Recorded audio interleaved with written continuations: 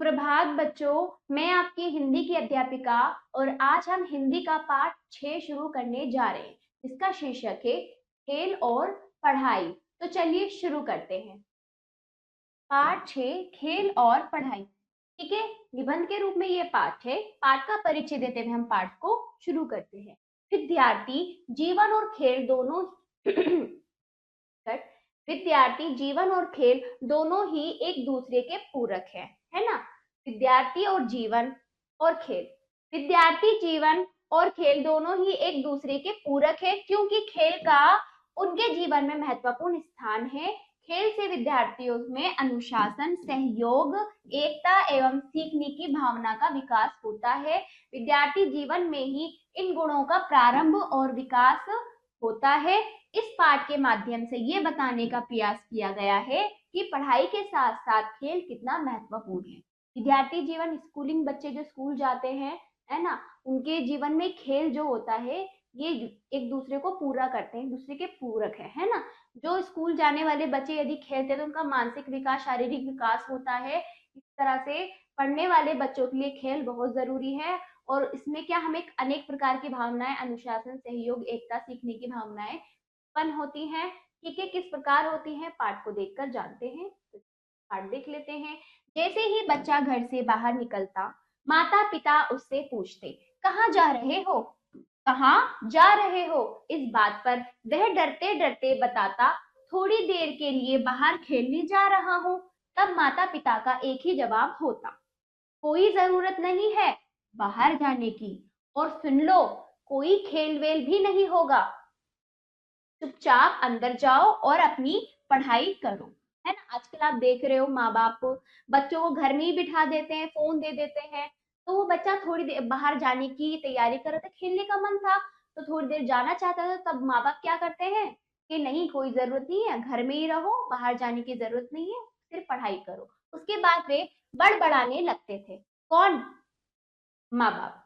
बड़े आए खेलने वाले, पढ़ाई तो करते नहीं और चले हैं खेलने। हम भी देखते हैं कि तुम कैसे खेलते हो। आज से कुछ वर्ष पहले तक माता पिता यही कहते थे, लेकिन आज खेलों के बारे में माता पिता की राय बड़ी तेजी से बदल रही है ना। आज आज से कुछ वर्ष पहले भी बच्चों को खेलने नहीं दिया जाता था कि पढ़ाई करो, घर में ही खेलो और बाहर जाने की जरूरत नहीं है, इस प्रकार। लेकिन आजकल के जो पढ़े लिखे माता पिता हैं वो इस चीज को समझ रहे हैं। बाकी आज में भी कुछ माता पिता ऐसे हैं जो बच्चों को बाहर खेलने नहीं देते हैं, घर घर में रखते हैं। परंतु कुछ माता पिता ऐसे हैं जो जिनकी अपनी सोच बदल रही है बहुत तेजी से। विशेष रूप से शहरों और कस्बों में तो यह बदल चुकी है, लेकिन यह रातों रात नहीं हुआ। आज तो बच्चा खेलता भी है और पढ़ता भी है। मतलब विशेष रूप से शहरों, छोटे मोटे कस्बों, है ना, वहां पर लोगों की सोच धीरे धीरे बदलती जा रही है। लेकिन ये परिवर्तन, जो ये विचार था ना, ये रातों रात नहीं हुआ, बहुत लंबा समय था। आज का बच्चा खेलता भी है, पढ़ता भी है, उसके खेलने पर भी क्या दिया जाता है, उसको प्रोत्साहित किया जाता है। इसका कारण यह है कि जो बात पढ़ने से नहीं सीखी जा सकती, उसे खेल से सीखा जा सकता है। इसका कारण क्या है कि अगर आप बच्चों को कुछ सिखाना चाहते हैं, पढ़ाना चाहते हैं, तो खेल खेल के माध्यम से आप उसको सिखाओ, समझाओ। ठीक है, तो वो तेजी से उस चीज को समझेगा। ठीक है, जो उसे खेल से सीख मिलती है वो किसी और चीज से नहीं मिले, क्योंकि वहां उसकी रुचि होगी, उसका मन होगा। जहां मन होगा वहां पर क्या होगा, हमारा मस्तिष्क ज्यादा काम करता है। जो बात खेलने से नहीं सीखी जा सकती, उसे पढ़ने से सीखा जो बात खेलने से नहीं सीखी जा सकती, उसे पढ़ने से सीखा जा सकता है। इस तरह पढ़ना और खेलना दोनों ही शिक्षा के माध्यम है। ठीक है, तो बताया जाए, जो बात पढ़ने से नहीं सीखी जाती वो खेल से सीखी जाती है, और जो बात खेलने से नहीं सीखी जाती वो पढ़ने से सीखी जाती है। ये दोनों एक दूसरे के माध्यम है, पूरक है। ठीक है, जो जीवन में आगे बढ़ने में मनुष्य की मदद करते हैं। आज खेलों को लेकर माता पिता की सोच इतनी बदल गई है कि जब बच्चा बहुत देर तक बैठकर पढ़ता है तो माता पिता उससे कहते हैं, क्या घर में घुसे पड़े हो, जाओ थोड़ी देर बाहर जाकर खेलो। जो समझदार माँ बाप हैं और जो अवेयर हैं, इस चीज को समझ पा रहे हैं कि खेल भी बच्चों के जीवन में कितना महत्वपूर्ण है, वो कहते हैं कि अगर बच्चा घर में होता है तो उसको जाने के लिए कहते, तुम बाहर जाकर खेलो। इसी तरह पढ़ते रहे तो केवल पढ़ाकू कीड़े बन के बनकर रह जाओगे, है ना। इसी तरह से अगर तुम यूं ही पढ़ाकू कीड़े बहुत ज्यादा पढ़ने वाले रट रट के बस पढ़ते ही रहते हैं, पढ़ते ही रहते हैं, ठीक है, कुछ और नहीं करते, उन्हें कहते हैं पढ़ाकू, ठीक है। पढ़ाकू कीड़े बनकर रह जाओगे, इस प्रकार आजकल के माँ बाप बच्चों से कहते हैं। जो समझदार है, आज इस बात पर विश्वास कर लिया गया है कि जो अच्छा विद्यार्थी होगा वह अच्छा खिलाड़ी भी होगा, और इस बात का यकीन भी हो गया है जो स्कूल में पढ़ने वाला बच्चा अच्छा होगा वो खेल में भी खिलाड़ी भी अच्छा होगा।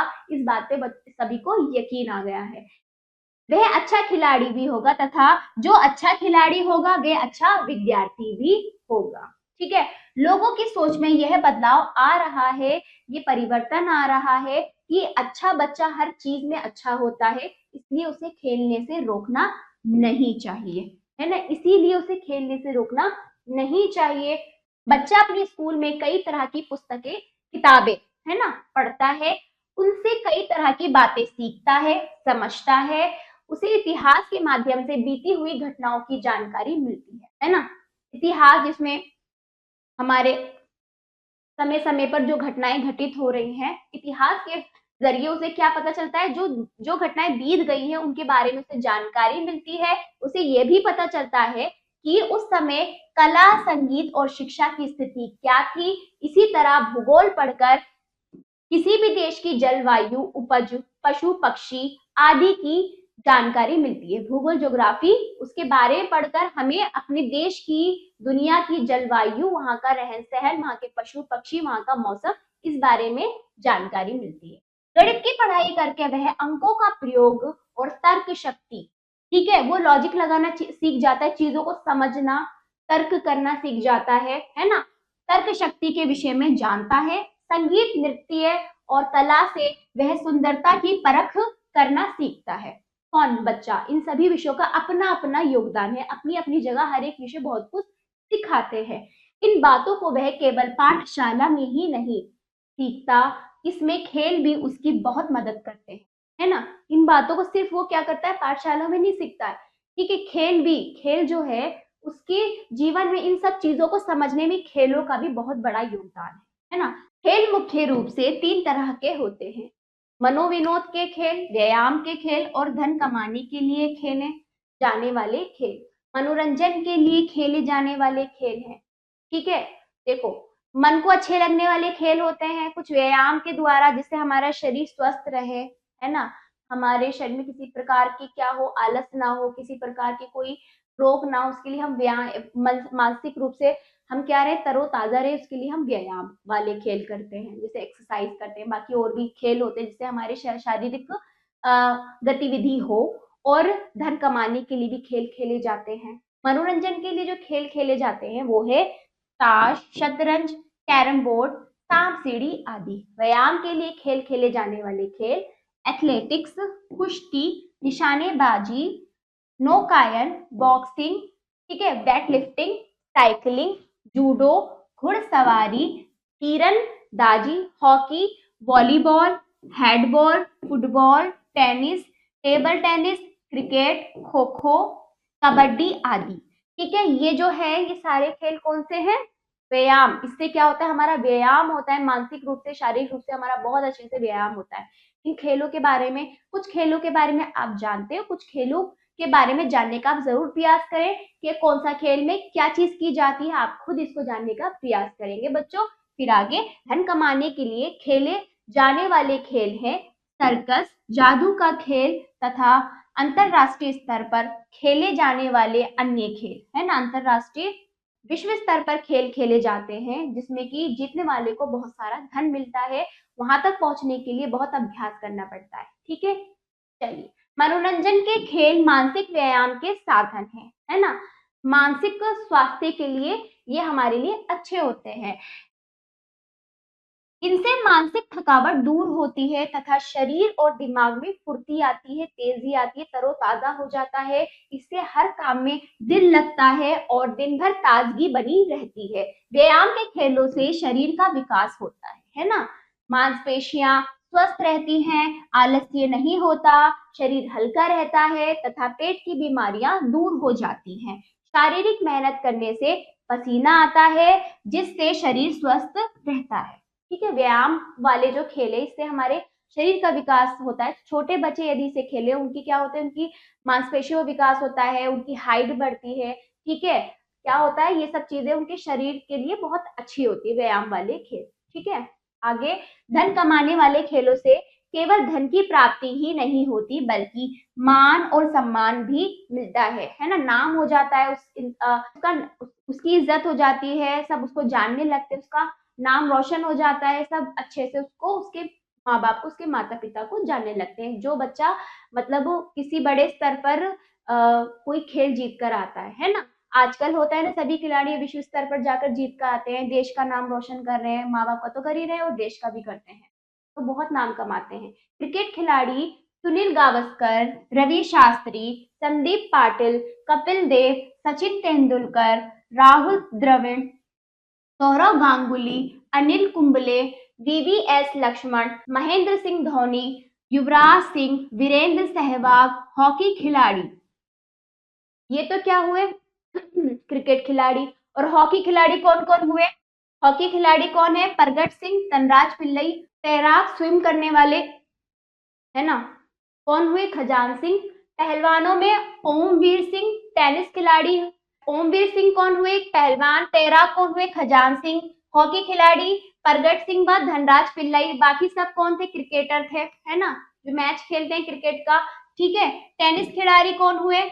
टेनिस खिलाड़ी सानिया मिर्जा, महेश भूपति, लिएंडर पेस। बैडमिंटन खिलाड़ी कौन हुए? फुलेला, गोपी चंद, अपर्णा पोपट, सानिया नेहवाल। फुटबॉल खिलाड़ी कौन हुए? वाईचुंग भूटिया।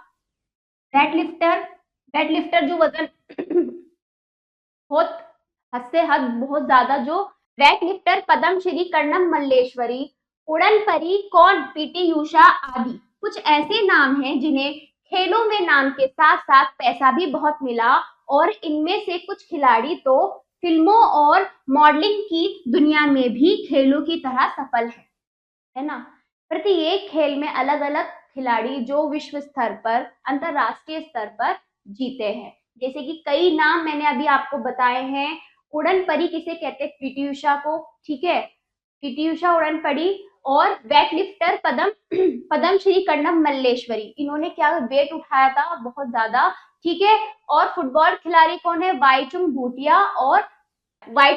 अलग अलग खेलों में अलग अलग लोगों ने अपना नाम कमाया है, और खेल के साथ साथ, नाम के साथ साथ पैसे भी इनको बहुत मिले। कुछ लोगों को, कुछ खिलाड़ियों को फिल्मों की दुनिया में मॉडलिंग के लिए क्या कर दिया? सफल मॉडलिंग के लिए बुलाया गया, क्योंकि ज्यादातर उन लोगों को ही बुलाया जाता है जिनका कोई नाम होता है फिल्मों में, ताकि क्या हो, उन चीजों को इनके द्वारा अच्छे से लोग खरीद सके। तो इस तरह से मॉडलिंग के लिए, चीजों को प्रमोट करने के लिए इन लोगों को फिल्मों की दुनिया में बुलाया जाता है मॉडल बनाकर, ठीक है।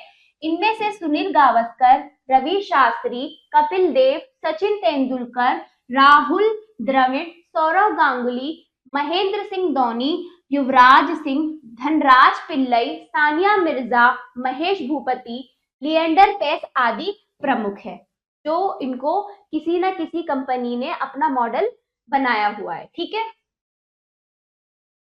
मॉडलिंग के लिए इनको बुलाया गया है और ये वहां पर भी सफल हैं। खेलों से अनुशासन में रहकर साथियों के साथ सहयोग करने की भावना का विकास होता है, ठीक है।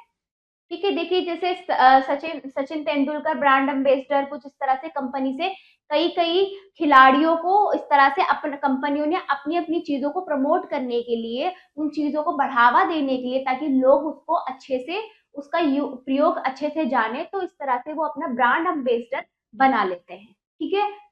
तो खेलों से अनुशासन में रहकर साथियों के साथ सहयोग करने की भावना का विकास होता है, ठीक है। हम घर में रहते हैं तो हम ये समझते हैं सिर्फ हमारी चले, हम अपनी चलाते हैं, ठीक है, हमारी जिद पूरी होती है। लेकिन हम जब बाहर निकलते हैं, लोगों के साथ रहते हैं, खेलते हैं, तो हमारे अंदर क्या होती है? कौन सी भावना का विकास होता है? एक दूसरे की सहायता। सिर्फ वहां पर हम अपने बारे में नहीं सोचते, दूसरों के बारे में भी सोचते हैं। और कब होता है? जब हम खेलों के जरिए बाहर जाते हैं, लोगों के साथ खेलते हैं।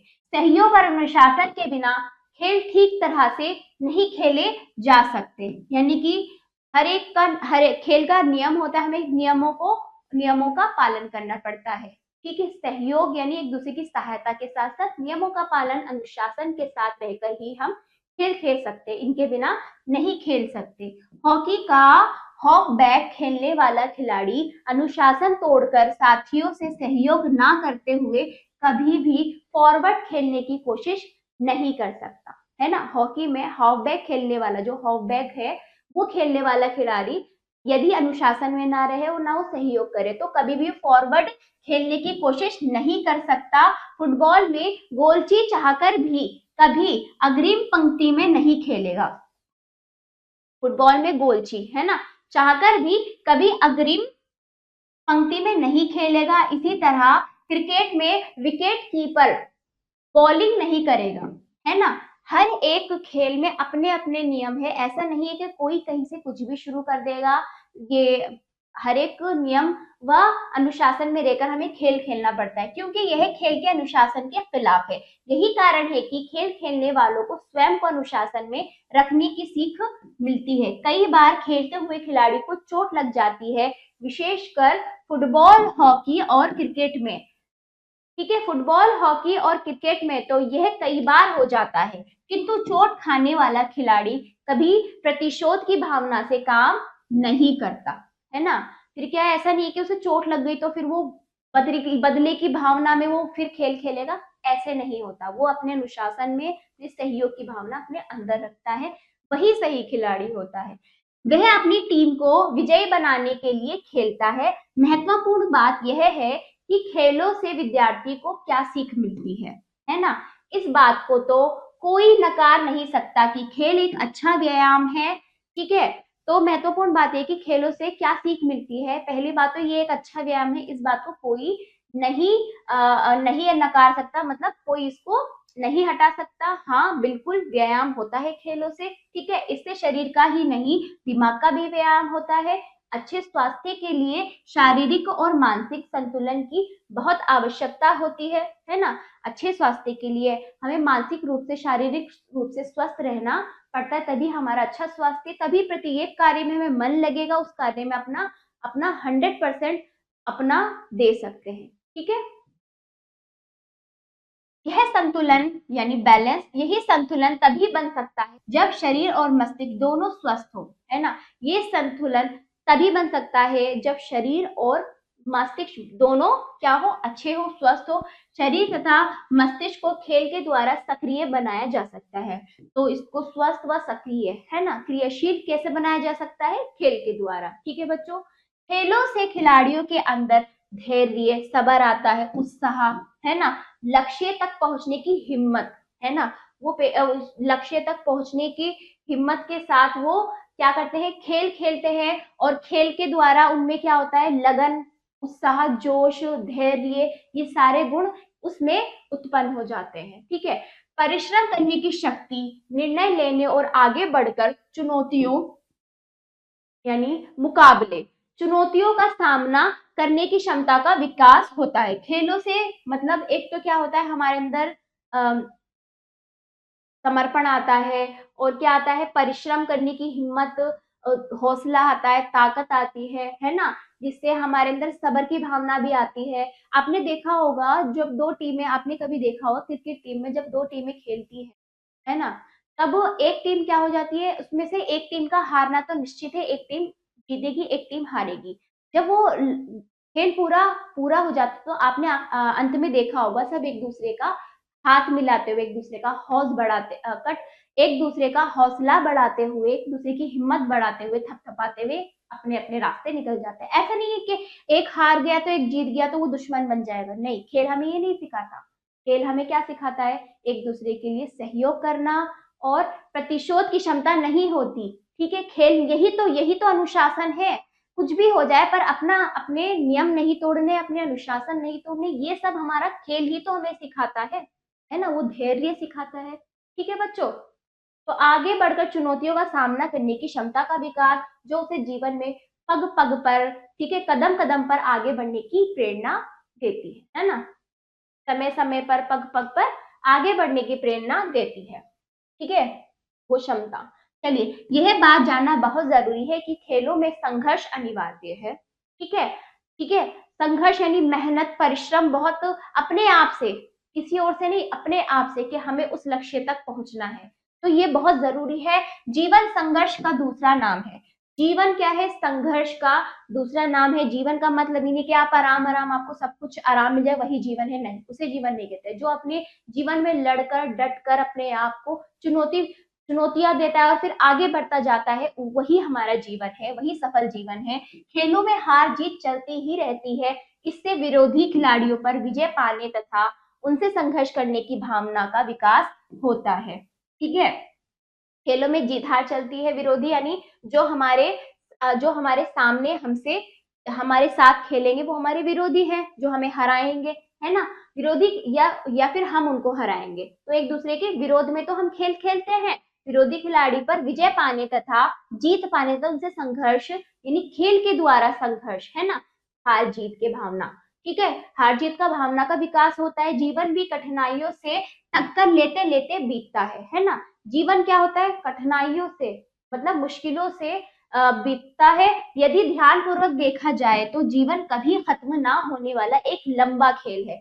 हमारा जो जीवन है, ठीक है, हमें ये कभी खत्म ना होने वाला खेल, जब तक हमारी सांसें, जब तक हमारी जान है, तब तक हम अपने जीवन को जीते हैं, प्रत्येक कठिनाई का सामना करते हुए। सिर्फ खेल के अंदर नहीं, खेल तो हमारा एक तरह से हमें ये क्षमताएं उत्पन्न कर रहा है हमारे अंदर, परंतु ये चीज हम अपने जीवन में तो आजमा रहे। कितनी कठिनाई है तो हम कभी हारते नहीं, हम डट कर वो सामना करते हैं, परेशानी से निकलते हैं, आगे बढ़ते हैं। ये भी तो एक खेल है, जीतते जा रहे हैं। कभी हारते हैं, कभी गिरते हैं, फिर वापस खड़े उठते हैं, फिर खेलते हैं। हारने का मतलब ये नहीं कि आप हार ही गए, आप जीत भी सकते हो। आपको प्रयास करने चाहिए, कोशिश करनी चाहिए जीवन में, चाहे कितनी भी कैसी भी परिस्थिति आए, हर एक जगह हमें कोशिश प्रयास करने चाहिए। ठीक है, तो इसी प्रकार बताया है, कभी खत्म ना होने वाला एक लंबा खेल है। अतः इस खेल में विजयी होने के लिए नित्य अभ्यास करना बहुत जरूरी है। बचपन से ही हमें जीवन को समझना व उसके लिए अभ्यास करना जरूरी है। वो हमारे खेलों के माध्यम से हमें प्राप्त होता है। सच्चा खिलाड़ी वही होता है जो खेल भावना से खेलता है। उसके मन में अपने विपक्षी के लिए द्वेष की भावना ना होकर मुकाबला करने की भावना होती है ना। जो सच्चा खिलाड़ी होता है वो क्या होता है? खेल की भावना से खेल खेलता है, ना कि क्या बदला अपने विरोधी खिलाड़ी के, जो उससे मुकाबला कर रहा है, उसके द्वेष भावना से, यानी लड़ने की भावना से नहीं, खेल खेलने की भावना से वो खेलता है। वही सच्चा खिलाड़ी है। जब वह विपक्षी टीम से हारता है तो वह विजेता टीम को उसके खेल कौशल, तकनीक आदि के लिए बधाई देता है, जैसे कि मैंने अभी बताया। साथ ही विजेता टीम से उसे बहुत कुछ अच्छा सीखने को मिलता है। एक अच्छा खिलाड़ी इस बात को अच्छी तरह से जानता है कि जीवन में हार जीत चलती रहती है। सुख दुख सब जीवन के अंग है, इनके बिना जीवन में रस नहीं होता। खिलाड़ी हार जीत में अधिक अंतर नहीं करता। ठीक है, यानी कि आप देखते होंगे कि यदि जीवन एक सा ही हो जाए, क्या मजा आएगा? मतलब सुखी सुख हो, कुछ दुख ना हो, आपके जीवन में कुछ नई बात ना हो, कुछ नयापन ना हो, बस वही जिंदगी, अच्छी अच्छी जिंदगी है, तो आप उब जाओगे। तो क्या है, अप डाउन जिंदगी में ऊंच नीच जरूरी है। ठीक है, तभी जिंदगी में क्या आता है? एक रस आता है, जीवन जीने का एक मजा आता है ना। तो क्या बताया? सुख दुख सब जीवन के अंग है, इनके बिना जीवन में रस नहीं होता, मजा नहीं होता। खिलाड़ी हार जीत में अधिक अंतर नहीं करता, ना तो वह हार से खींचता है और ना ही विजय से अधिक गर्व करने लगता है। जो सही खिलाड़ी होते हैं उस पर हार जीत का कोई प्रभाव नहीं पड़ता, उसको बस खेलना है पूरे लगन से। जीत जाए तो अच्छा, नहीं भी जीता तो अगली बार फिर प्रयास करेगा। इससे नहीं कि उसको घमंड हो जाएगा, गर्व हो जाएगा, वो बढ़ता चला जाता है अपने जीवन को भी लेकर और उस खेल को भी लेकर। वह केवल खेलना जानता है और खेलता रहता है। इसे इस बात का पता है कि जीवन में लक्ष्य पाने के लिए पूरी शक्ति लगाकर संघर्ष करना आवश्यक है, जरूरी है। वह इस बात को भी अच्छी तरह जानता है कि क्रोध और दुख दोनों ही उसकी शक्ति को कमजोर करते हैं। वो यानी कि अगर वो हार गया और उसको गुस्सा आ गया खुद पर या किसी और पर, ठीक है, और फिर दुख के साथ गुस्सा, ये दोनों क्या कर रहे हैं? फिर उसकी जो क्षमता है, उसकी जो शक्ति है, उस पर बुरा प्रभाव डालेंगे। वो अपनी वो क्षमता खो बैठेगा। तो ये जानता है कि मुझे क्रोध गुस्सा नहीं करना और मुझे दुखी नहीं होना है, मुझे सिर्फ मेहनत करना है, कोशिश करना है प्रत्येक स्तर पर, हर चीज पर। अच्छी खिलाड़ी के गुण, ठीक है, को पता है उसकी शक्ति को ये दोनों चीजें क्या करेगी? कमजोर करती है। बड़े बुजुर्गों और पुस्तकों ने हमेशा से यही बताया है कि हार जीत जीवन में चलते रहते हैं। बच्चा इन बातों को बचपन से लेकर युवा होने तक सुनता व पढ़ता है। अभी तो छोटे से बच्चों को ही स्कूल में भेज दिया जाता है ताकि वो हर दिन वो चीज समझे, सीखे, अपने व्यवहार में लाए, अपने अपने दिमाग में वो चीजें लाए, है ना। एक बच्चे को बचपन से लेके बड़े होने तक वो सुनता पढ़ता है, ठीक है। जब वे खेल खेलता है तो इन बातों को अपने जीवन में उतारने का पूरा प्रयास करता है, पूरी कोशिश करता है। खेल ही उसे सिखाते हैं कि खिलाड़ी सिर्फ खिलाड़ी हैं, उसकी ना कोई जाति और ना ही कोई धर्म है ना। खेल ही उसे सिखाते हैं कि खिलाड़ी सिर्फ खिलाड़ी है, ऐसा नहीं कि उसकी अपनी कोई जाति है, अपना धर्म है। मतलब वो सबको समान रूप से जानना सीख जाता है। उसके मन में ऊंच नीच की भावना के लिए कोई स्थान नहीं होता। बचपन से अगर बच्चे को खेल पे अधिक प्रोत्साहित किया जाए तो वो इन सब चीजों को समझने लगता है, सीखने लगता है, ऊंच नीच की भावना को खत्म ही कर देता है। उसके लिए अमीर गरीब सब समान होते हैं।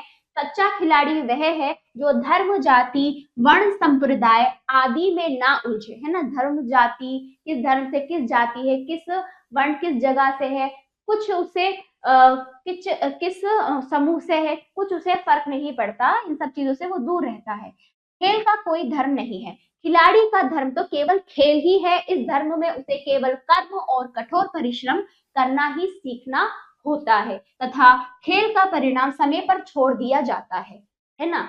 तो क्या बताया गया है, जो खेल उसका कोई धर्म नहीं होता। देखो खेलों में हर प्रकार का हर धर्म का खिलाड़ी होता है। उसका धर्म केवल अपने देश के हित में उस खेल को जीतना है ना। देश में सभी आ जाते हैं, सभी सिर्फ वो अपने अपने देश के लिए, अपनी टीम के लिए लड़ता है, ना कि खेलता है। खेल के माध्यम से ही वो संघर्ष कर रहा है, लड़ रहा है। उसका कोई धर्म नहीं, उसकी कोई जात नहीं, कुछ नहीं। उसके लिए सिर्फ उसका खेल सबसे बड़ा धर्म है, ठीक है।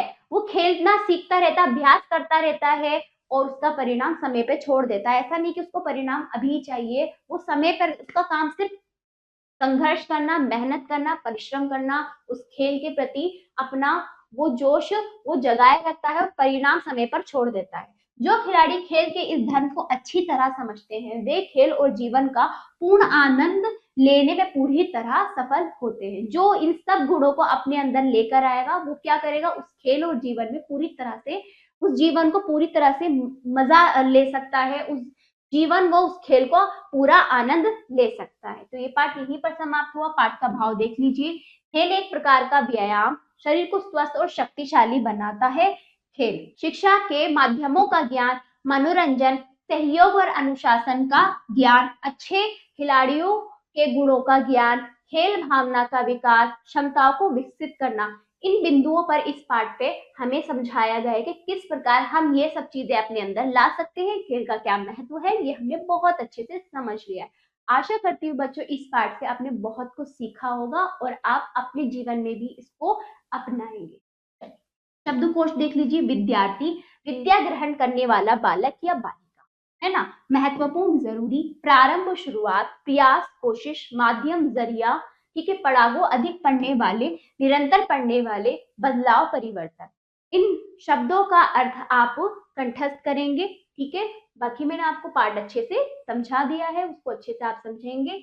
आपने क्या सीखा, मौखिक देख लीजिए। शुद्ध उच्चारण के साथ पढ़ो, जैसे कि मैंने आपको पाठ में बताया है। चलिए मेरे साथ पढ़िए। कस्बों, माध्यम, विद्यार्थी, बदलाव, व्यायाम, फुर्ती, आलस्य, सम्मान, अनुशासन, मस्तिष्क, परिश्रम, संप्रदाय, ठीक है। इन शब्दों को आप शुद्ध उच्चारण के साथ पढ़ेंगे, ठीक है। चलिए दूसरा देखिए, सोचकर बताइए। इन प्रश्नों को आपको पढ़ना है, फिर सोचकर इनका उत्तर देना है। जैसे कि मैंने आपको पाठ में समझाया है, आपने अच्छे से समझा है, के अनुसार बोलकर इनका उत्तर आप स्वयं देंगे। लिखित आ जाइए बच्चों। सही विकल्प पर सही का चिन्ह लगाइए। पहला, इतिहास की पुस्तकों से हमें कौन कौन सी जानकारी मिलती है, बताइए। भूतकाल की घटनाओं की, बीती हुई घटनाओं की, है ना। दूसरा, खेल के कितने प्रकार होते हैं, 3 प्रकार के। तीसरा देखिए, क्या सहयोग और अनुशासन के बिना खेल खेले जा सकते हैं, नहीं। चौथा देखिए, धन कमाने के उद्देश्य से खेले जाने वाला खेल कौन सा है, खेले जाने वाला खेल कौन सा है, बताइए। सर्कस, ठीक है। पांचवा देखिए, सच्चा खिलाड़ी किस भावना से खेलता है, खेल भावना से। ठीक है, आ जाइए अब अगला लघुत्तरीय प्रश्न, निम्नलिखित प्रश्नों के उत्तर दीजिए। पहला, आज के समय में बच्चों के माता पिता का खेल के प्रति क्या दृष्टिकोण है ना। दूसरा है, आपके अनुसार खेल का कौन सा रूप सबसे अच्छा और उपयोगी है। तीसरा है, एक अच्छे खिलाड़ी में कौन कौन से गुण होने चाहिए। चौथा देखिए, खेलों से अनुशासन और सहयोग की भावना का विकास कैसे होता है। इन प्रश्नों का उत्तर पाठ के अनुसार आप स्वयं अपनी अभ्यास पुस्तिका में देंगे। चलिए, रिक्त स्थानों की पूर्ति कीजिए। अच्छा बच्चा हर चीज में डैश होता है, यानी अच्छा होता है। ठीक है, इस प्रकार हमें रिक्त स्थानों की पूर्ति करनी है। दूसरा देखिए, पढ़ना और खेलना दोनों ही डैश का माध्यम है, शिक्षा का। ठीक है, इस प्रकार पाठ के अनुसार जो हमने पढ़ा उनका रिक्त स्थान उसी के अनुसार भरना है, बाकी दो आप स्वयं करेंगे बच्चों। ठीक है, अगला देखिए, चौथा अभ्यास, निम्नलिखित का मिलान कीजिए। तो युवराज सिंह कौन थे, क्रिकेट खिलाड़ी। ठीक है ओमवीर सिंह पहलवान, सानिया मिर्जा टेनिस खिलाड़ी, अपर्णा पोपट बैडमिंटन खिलाड़ी। ठीक है, तो अगला अभ्यास देखिए, सत्य कथन के लिए सत्य तथा असत्य कथन के लिए असत्य का चिन्ह लगाइए। पहला, जो अच्छा विद्यार्थी है वे अच्छा खिलाड़ी भी होगा, सही। दूसरा देखिए, खेल मुख्य रूप से दो तरह के होते हैं, गलत। तीसरा, खिलाड़ी को खेलों से अनुशासन की सीख मिलती है, सही। चौथा देखिए, संगीत नृत्य कला से हमें जलवायु का ज्ञान मिलता है, गलत। ठीक है, अगला ये भी अभ्यास हुआ। अभ्यास 6 देखिए, मानव जीवन में खेल का महत्व विषय पर छोटा सा अनुच्छेद लिखिए। ठीक है, खेल का क्या महत्व है इस पर आपको लिखना है, कुछ पंक्तियां इसमें लिखनी है, एक अनुच्छेद लिखना है खेल के बारे में। ठीक है बच्चों, तो बाकी कार्य आप स्वयं करेंगे। तो ये पाठ यहीं पर समाप्त होता है। आशा करती हूँ ये पाठ आपको अच्छे से समझ आया होगा, इससे अच्छी सीख भी मिली होगी। ठीक है बच्चों, तो ये पाठ यहीं पर समाप्त हुआ। इसका अभ्यास कार्य आप जरूर कीजिएगा और अब हम मिलते हैं अगले पाठ पर। धन्यवाद।